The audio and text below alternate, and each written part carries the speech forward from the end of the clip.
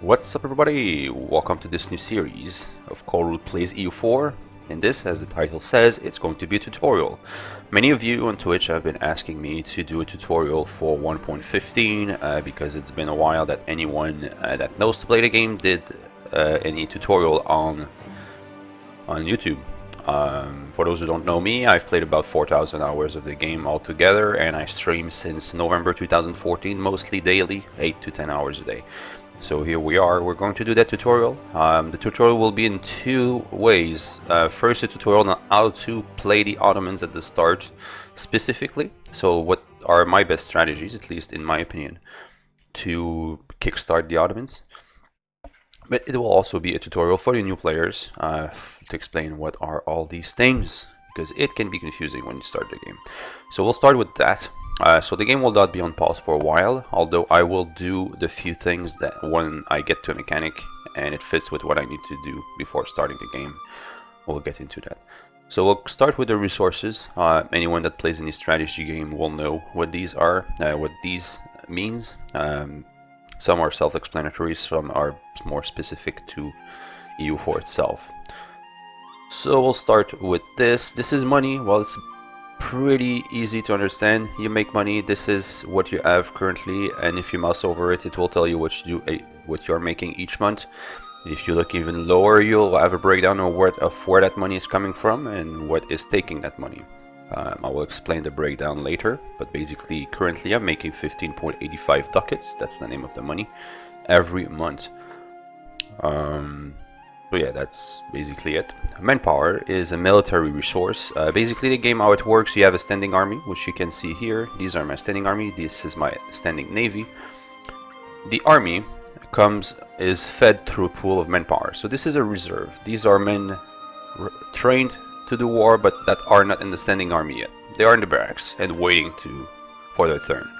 How it works, basically, when you fight, you get losses in this. This is 13,000, so there's 13,000 men in that. I will explain that later, the breakdown of this.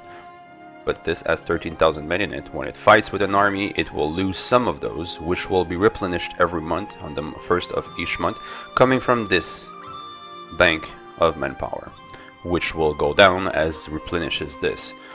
If you mouse over it, you'll see that I'm gaining also 230, 237 each month, and I have a maximum of 25,883. So there's a maximum on that. When it's reached, you can go over it, although there are ways to increase that maximum limit, of course.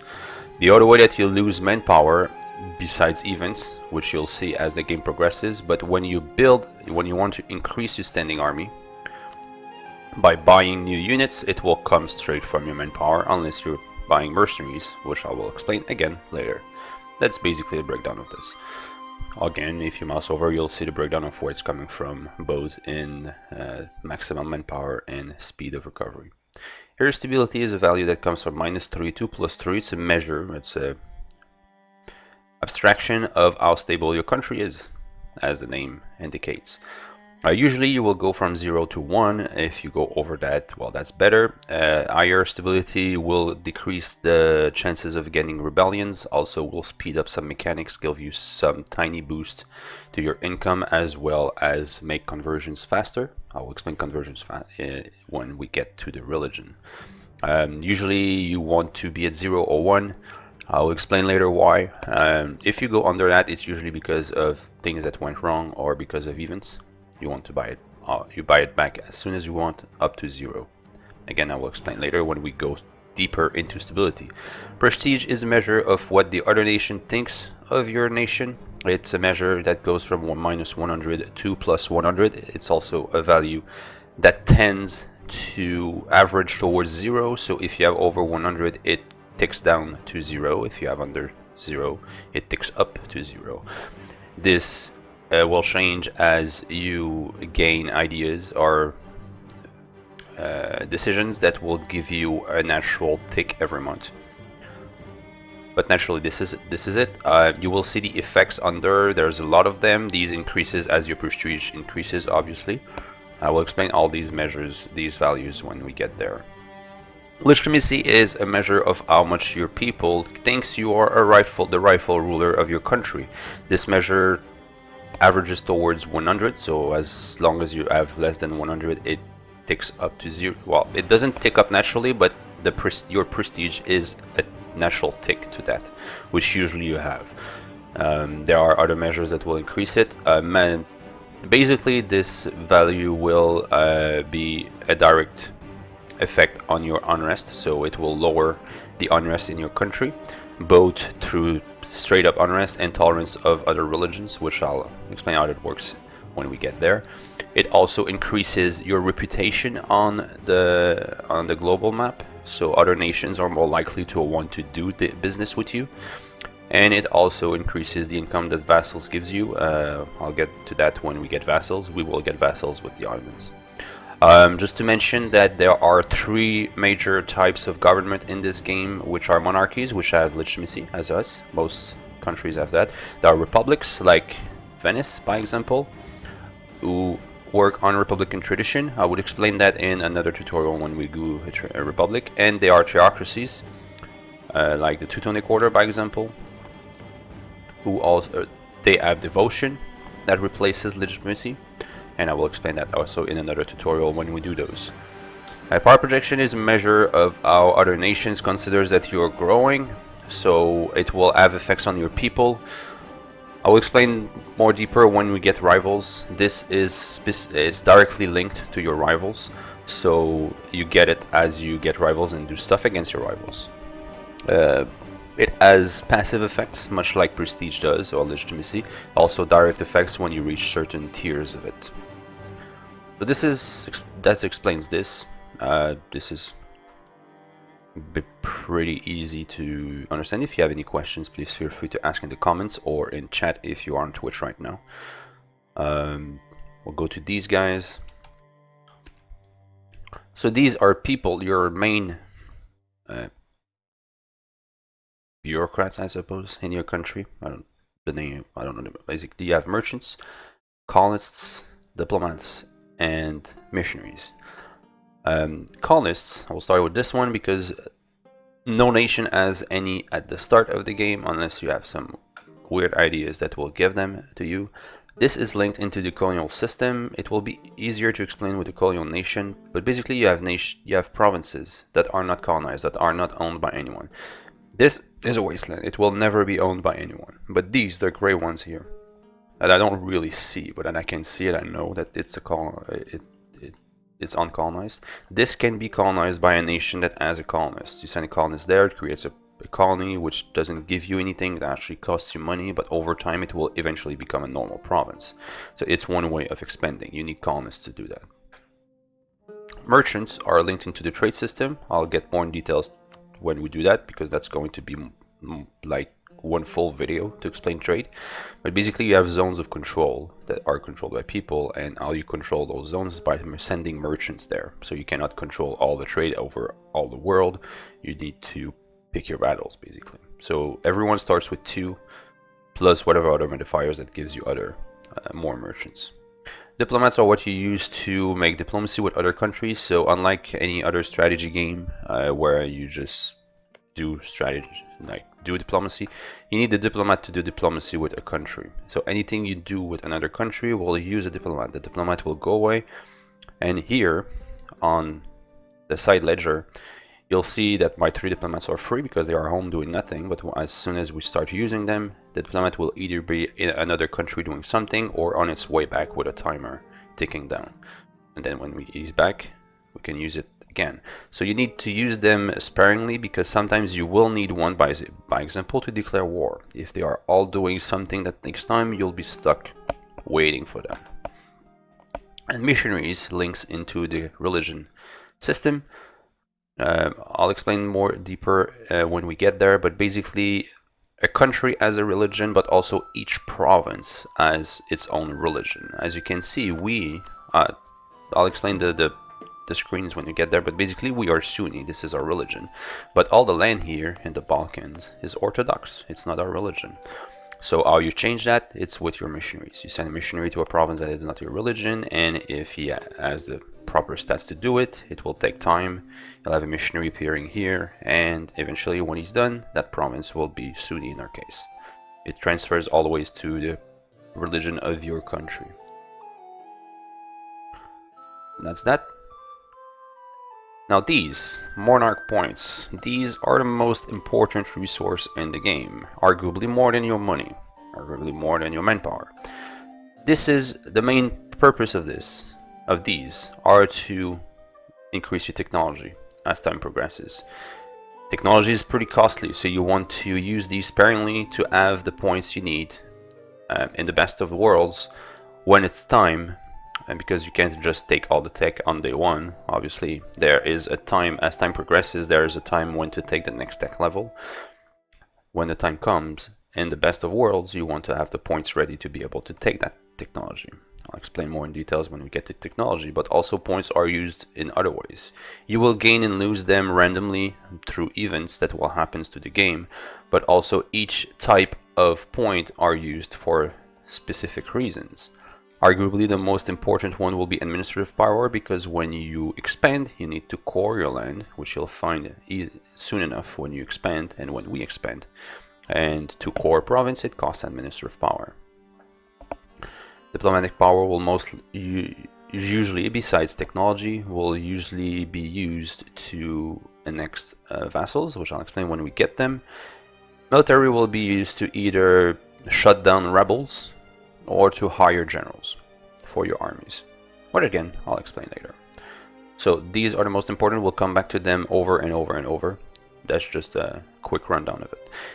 These are alerts. This is the game telling you these are important things you need to do. It's telling me you don't have enough rivals. Mark your rivals. Telling me you don't have any advisors. These are my truces. This is telling me you have money to build buildings, and so build them. These are decisions, but I'll get to it. These are missions, and this is telling me you have a missionary available and you have land to convert, so do it. We'll get to that when we get to the proper screens. So this I already explained what it is. Merchants, I already explained it. Armies. This is a ledger. It's just telling you you can like pick what you want to put here. This is just a quick review of the important things that you want to look into. I'm just going to remove the players one because I was playing multiplayer yesterday. Now it's useless. Okay. They're just telling you the important things.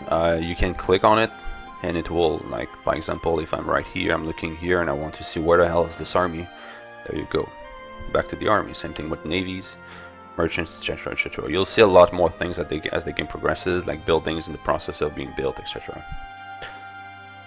This will just show important things that happens in the world as they happen. It will be there for 2 months and then the thing will disappear. Just basically alerts telling you these are your alerts, your personal alerts. These will be things that happens in other countries, or modifiers that you have on a province that is going away. Anyway, you'll see. These are very important as well. These are map modes. That's how the game works, basically. You have the map. This is a political map, so this map mode will basically divide the map according to who owns it. So France owns all of it. This is pretty basic. I have all those map modes though. This is terrain, telling you what the terrain is. You ask me what's the point of that? Well, terrain is very important for warfare.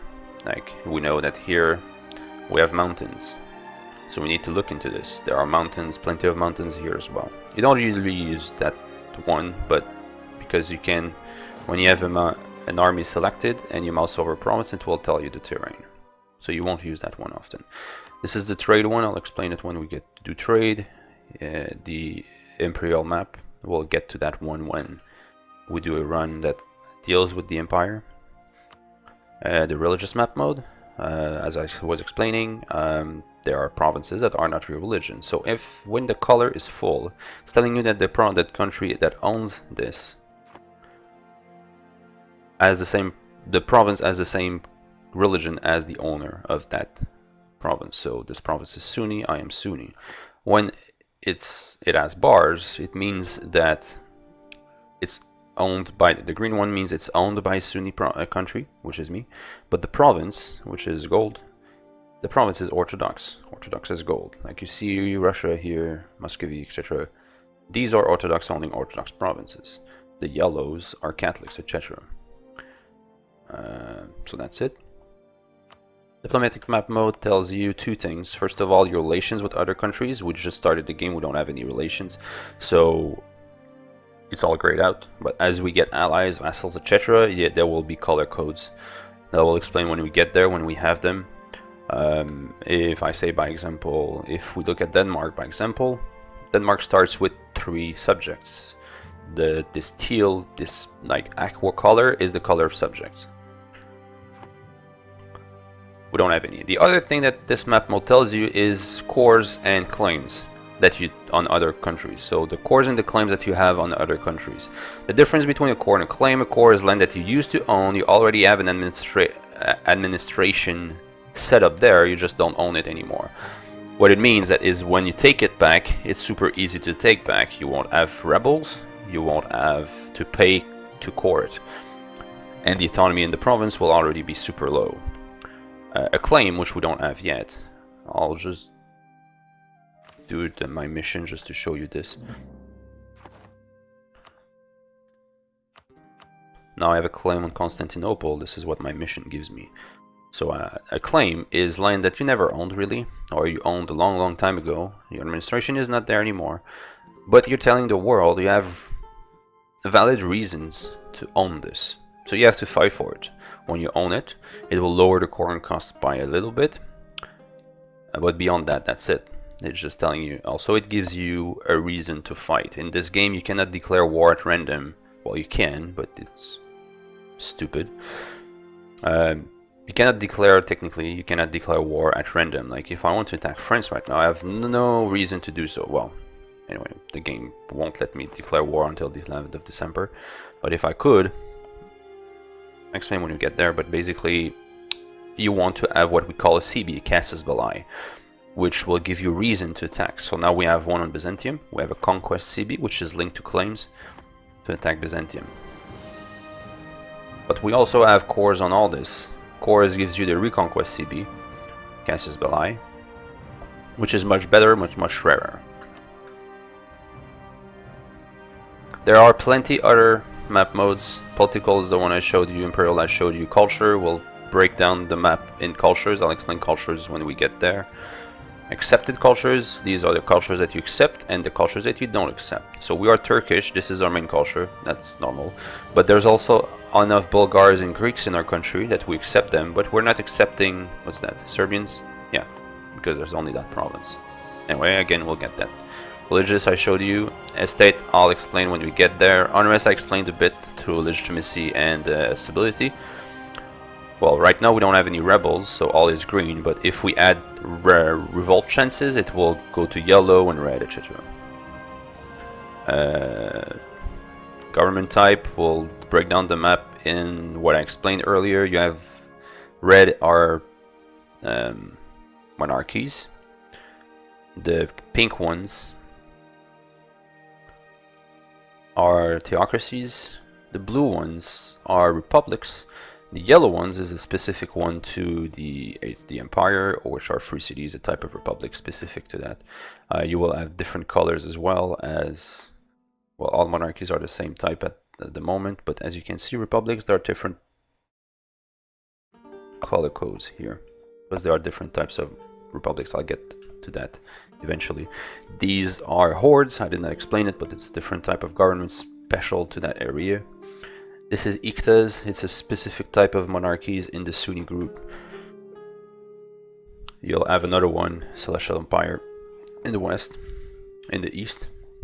Rebel type is it's each province has a faction of rebels. I'll explain that when we get to rebels specifically, but there's different types of rebels. Even if you don't have any unrest, this is the faction that will rise if there's unrest in that province eventually. This map mode, I never use it, but it's interesting to see. Will show you which types. So the red ones are nobles, the blue ones are peasants. This is probably nationalists, Serbian nationalists, yeah. Nationalists exist in cultures that you don't accept. Dynastic is just telling you the name of the dynasty. It's not very useful in this game, except unless you're a Christian. I'll explain when we do a Christian nation. Then we can go quickly here. Trade, I showed you development, shows you the level of development, but it's more you have better info on that on another tab I'll show you. Actually, this is the number of buildings you have in the province, not really useful. This is the manpower that a province gives you, so if you add, every province has its own manpower, if you add all of it, it brings you to that. Again, that's not a very useful one. Autonomy is useful. There's a concept of autonomy. A province is decentralized and takes slowly towards being centralized. So this province has 25 autonomy, so it's giving me slightly less than other provinces, than the green ones. The full green ones are fully they have no autonomy, which is best for us. Again, I'll explain that later. Colonial range, well, I'll explain that when we do colonial.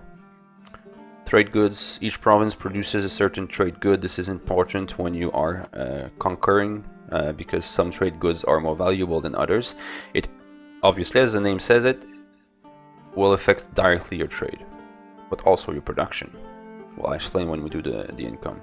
Technology level, well, everyone starts at 3, so everyone is the same color right now, but as the game progresses, this can be useful to see how backwards a country is, because sometimes backwards countries are easier to invade. And trade value, well, tells you the value of a province. It basically shows you the centers of trade. Not very useful anyways. Diplomatic, I showed you. Opinion, I skipped it, but it's basically telling you the opinion of a country. So these are rivaling me, so they hate me by default. This one is extremely... oh, he rivals me too. Okay, that's strange. It doesn't happen often that the Ottomans are rivaled by Byzantium, but okay. Yellows are neutrals. Well, there's hostile in the red ones, the orange ones here. Those are all neutrals. You have green for friendly, etc. Coalition, I'll explain that when we get to start aggressive expansion. Federations are specifically for natives in North America, so we'll skip that. Rivals, I just showed you in the opinion one. Players is if you play multiplayer. Victoria cards is if you play multiplayer. Terrain, I showed you, it's this one. Simple terrain is the same thing, but in a simpler, it's just a color code instead of being graphical. It shows you the same thing. Now, green is woods, this is farmland, etc. Areas and regions are linked together, so the world is divided into regions.